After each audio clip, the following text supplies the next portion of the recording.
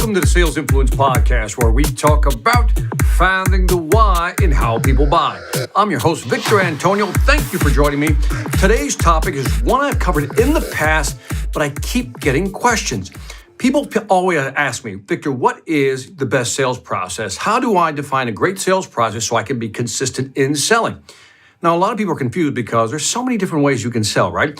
You got different models out there. You got the spin selling model that's still around. You got the Miller-Heiman model, which is still around. You got the challenger sale model. There's so many different sales models. What do?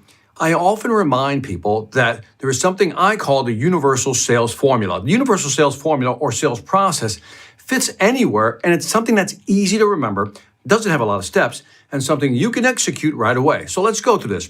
If you're in front of a desk or something and you can do the writing. If not, just listen to it and maybe write it down later on. The first step in any sales process is to empathize with your clients. Empathize, simply try to understand their headspace. Too often we want to get into selling right away without really talking to the client and trying to understand what is their real pain. What are they really struggling with? If it's a B2B customer, we know that typically it's revenue, it's cost, or they're trying to grow their market share. These are the issues they're confronted with. If it's a B2C sale, again, it could be, security. It could be something psychological. It could be something financial. When we understand the customer, we empathize, like truly empathize with them, we can sell to them more effectively. So before you start selling anything, realize who you're talking to, but also realize how much that pain that's causing them. In other words, figure out what's really trying to motivate them to want to make that change. If you're trying to sell something to somebody who hasn't thought about it, you may have to start out very gently. In other words, talk to them about what they're going through, issues they're facing, challenges they're facing, and then figure out a way to tie that back to your product. But again, the key here is to understand them before you start selling anything. If I know who they are, what they're going through, their pain, then I move to the second phase of the formula, which is the education piece. The education piece is where you really start educating the customer, giving them information, insight, content, maybe things they haven't thought about that they can actually use in their business. See, the education piece is where most salespeople fail. Because if you can't give your customer the right content, the right type of information to help them clarify their thinking, navigate all the options out there, then you're not really being that right-hand person consultant. See, that's what the education phase is all about. It's how do you connect with somebody, tie it to their pain, tie it to their concerns, what they're really worried about, and how your product or service can help them. And we often talk about the word insight, which I define as information beyond the obvious. In the education phase, make sure you're giving your customer insight, information they haven't thought about. If you hear them say, I never looked at it that way, never thought about it, nobody's ever told me that, wow, can you really do that? These are results of you delivering great content, education through insight.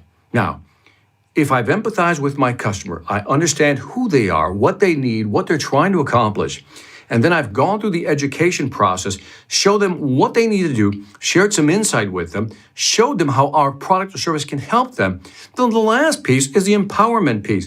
Now, the empowerment piece, or the close and the propose phase, should be easy. Because if I understand the customer and I've educated the customer, guided their choice, their preferences, then literally all I have to do is present options and ask for the sale at the end. So that's your basic sales process. Don't overcomplicate this. Every sales process, listen to what I just said, every sales process is all about empathy, education, and empowering the customer to make a buying decision. So try this. Let me know what you think. I'd love to hear your feedback. And that is it for the Sales Influence Podcast.